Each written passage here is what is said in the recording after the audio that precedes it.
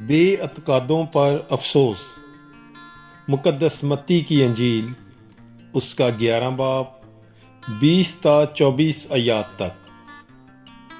اس وقت وہ ان شہروں کو ملامت کرنے لگا جن میں اس کے اکثر معجزے ظاہر ہوئے تھے، کیونکہ انہوں نے توبہ نہ کی تھی۔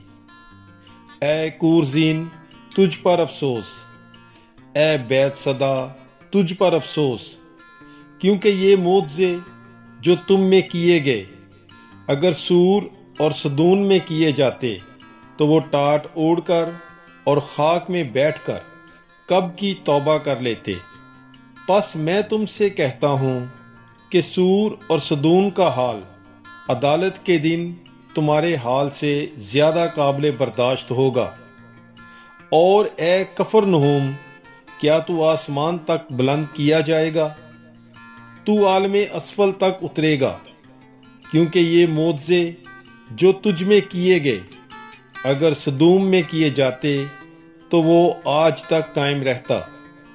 لیکن میں تم سے کہتا ہوں کہ عدالت کے دن سدوم کے ملک کا حال تیرے حال سے زیادہ قابل برداشت ہوگا۔ پاک کلام کے پڑھے اور سنے جانے پر خداوند کی برکت ہو، خدا کا شکر ہو۔ God bless you. Bible is life.